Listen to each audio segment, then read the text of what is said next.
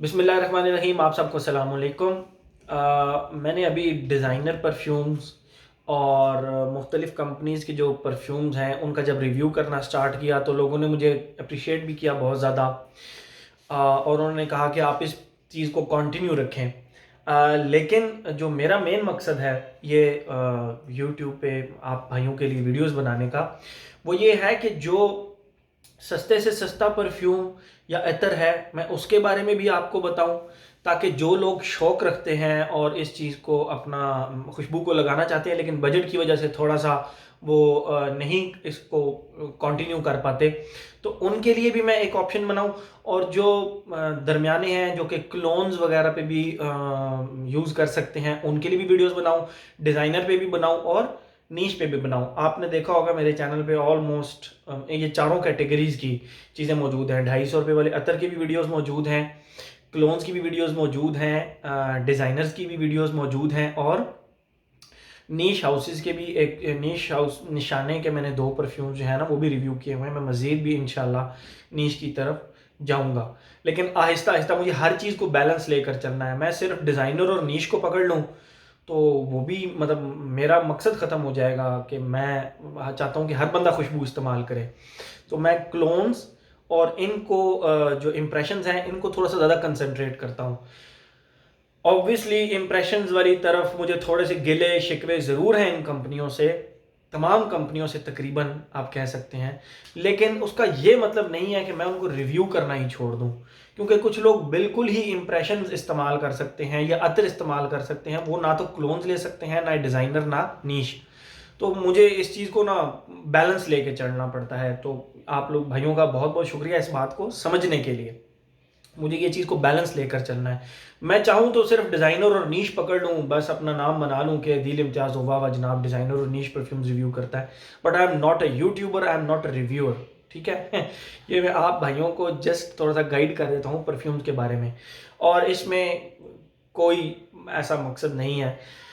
मैं इम्प्रेशंस वालों को सिर्फ और सिर्फ तब सपोर्ट करता हूँ क्योंकि वो थोड़ा सा रीज़नेबल थे। अब मुझे ऐसे लगता है कि ये थोड़ा सा प्राइसेस इनकी ज़्यादा होती जा रही हैं, मुझे ऐसा फील होता है। आप लोगों को भी अगर फील होता है तो ज़रूर बताइएगा।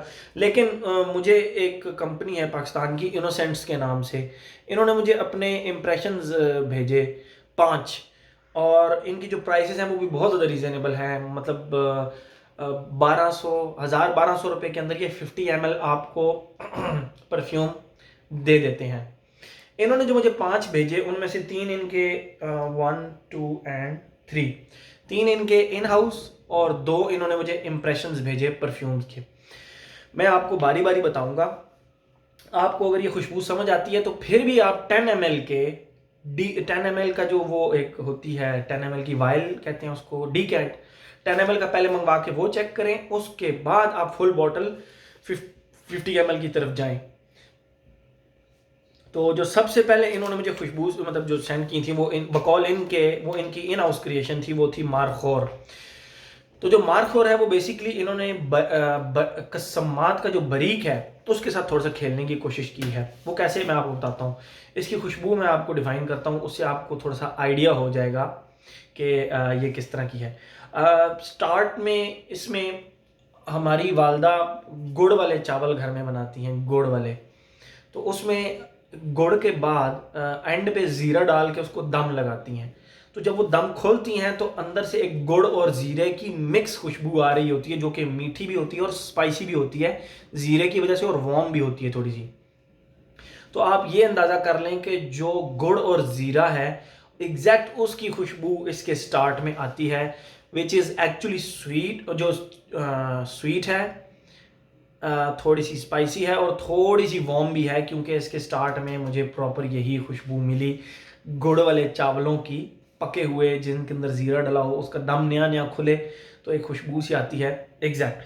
अच्छा, उसके बाद थोड़ी सी देर के बाद ये बिल्कुल एक डार्क से गुड़ की खुशबू रह जाती है, डार्क से गुड़ की खुशबू। अब मैं ये गुड़ कहता हूँ, ये बेसिकली सैफरॉन का एक स्ट्रॉन्ग सा नोट होता है, लेकिन मुशाबहत के मतलब उसको उसके साथ तशबीह देने के लिए मैं गुड़ का लफ्ज़ इस्तेमाल करता हूँ, क्योंकि वो वाकई ही गुड़ की तरह की खुशबू होती है। तो सेकंड जो इसका फेज़ है उसमें सिर्फ और सिर्फ गुड़ रह जाता है, जो कि बहुत ही ज़्यादा डार्क है। जो इसका तीसरा फेज़ है वो बिल्कुल जिस तरह बकरात रूज 540 और इंस्टेंट क्रश हो गया और कसमात ब्रीक हो गया, इन तीनों का ड्राई डाउन तकरीबन सेम है तकरीबन। थोड़ा सा जैस्मिन उसके साथ ऐड हो जाती है, तो सेम इसमें इसी तरह इसका ड्राई डाउन है जो कि स्वीट कॉटन कैंडी की तरह। अगर जिन्होंने कॉटन कैंडी नहीं स्मेल की हुई तो गुड़ की, डार्क से गुड़ की स्मेल तो ये इसके अंदर रह जाती है। मैं सारों को कवर करना चाहता हूँ इस वीडियो में, तो मैं आप ज़रा जल्दी जल्दी बताऊंगा। जो अगला इन्होंने मुझे अपना इन हाउस कहकर भेजा वो था सर्वाइवर के नाम से। अच्छा, जो इसका स्टार्ट था वो प्रॉपर जिस तरह अवेंटस का स्टार्ट होता है बिल्कुल उसी तरह सब्ट्रैक्ट कर दें आप उसमें से पाइन एप्पल, यानी जो पाइन एप्पल की एक खटास, एक स्वीटनेस टाइप अवेंटस के अंदर आती है, उसको सब्ट्रैक्ट कर दें तो बर्गमॉट, लेमन और ऑरेंज का एक बहुत प्यारा सा स्टार्ट है इसके अंदर। यानी आप कह लेंगे ये अवेंटस का स्टार्ट, इसके स्टार्ट में अवेंटस स्टार्ट होता है, बट थोड़ा सा आप पाइन एप्पल उसमें से सब्ट्रैक्ट कर लें, बट फिर भी नॉर्मल नोजेस के लिए वो अवेंटस ही है। स्टार्ट में अवेंटस है, उसके बाद आप कह लें कि जिस तरह मैं बकरात रूज 540 को एग्जांपल देता हूँ डार्क मैंगो आइसक्रीम से, क्योंकि जो बकरात रूज के अंदर एक सैफरॉन इस्तेमाल हुआ है वो बहुत ही बैलेंस्ड सा इस्तेमाल हुआ था। वो ना तो बहुत ज़्यादा डार्क था ना बहुत ज़्यादा लाइट था, बड़ा प्यारा एक दरमियाना सा। जो आप डार्क मैंगो आइसक्रीम या डार्क गुड़ नहीं, बस दरमियाना सा गुड़ की तरह की एक खुशबू, और मोस्ट स्पेसिफिकली कहा जाए तो कॉटन कैंडी की तरह। और उसके बाद इसके एंड पे ये टोटल डस्टी अर्दी पचूली की खुशबू रह जाती है, यानी थोड़ी थोड़ी स्मोकी। यानी ये अवेंटस से स्टार्ट हुआ, बकरात रूज 540 पे आया और इसकी क्लोजिंग भी दोबारा अवेंटस पे जाके ख़त्म हुई। तो ये था इनका सर्वाइवर। तीसरा था इनका in the bakery. In the bakery के अंदर, इन द बेकरी नाम से ही आपको आइडिया हो रहा होगा कि ये काफ़ी गुरमॉन्डिश टाइप फ्रेग्रेंस है, बट इसके स्टार्ट में आपको एक प्रॉपर चॉकलेट की खुशबू आएगी, डार्क ब्लैक चॉकलेट की, वो तकरीबन 1-1.5 घंटा रहती है। सेकंड जो इसका फेज़ है उसके अंदर पैराडाइज एक चॉकलेट मिलती है जिसके ऊपर चॉकलेट होती है, अंदर कोकोनट होती है, सेम एग्जैक्ट उसकी खुशबू इसके सेकंड फेज़ में आ जाती है। और इसका जो थर्ड फेज़ है वो बिल्कुल, आप अपने किचन में जाएं, वनीला एसेंस अगर आपके घर पड़ा हुआ है, छोटी सी बॉटल होती है, वो लोग घर में अमूमन रखते हैं वनीला एसेंस, इसके थर्ड फेज़ में एग्जैक्ट वनीला एसेंस की खुशबू है। तो ये हो गई इनकी 3 इन हाउस क्रिएशंस बकौल इनके। लेकिन मैंने आपको बता दिया कि ये थोड़ा सा छेड़छाड़ की हुई है। पहला वाला इन्होंने बकरात रूज 540 के साथ थोड़ा सा खेला हुआ है, कसमात बरीक कह लें उसके साथ खेला हुआ है। दूसरा जो है वो इन्होंने एक हाइब्रिड बनाया है अवेंटस टू बकरात रूज 540 टू अवेंटस। तीसरा जो इन्होंने बनाया है वो भी एक बहुत गुरमॉन्डिश टाइप और एक गुरमॉन्डिश टाइप फ्रेग्रेंस बनाई है, ठीक है। अच्छा, जो चौथा इनका एक इन्होंने मुझे इंप्रेशन भेजा इन्विक्टस ऑनेक्स का। इन्विक्टस ऑनेक्स जो है ये बहुत ही प्यारी ओशियानिक वाइब्स के साथ स्टार्ट हुआ, जो कि बहुत ज़्यादा सॉल्टी भी नहीं है और बहुत ज़्यादा वाटरी भी नहीं है, दरमियान में।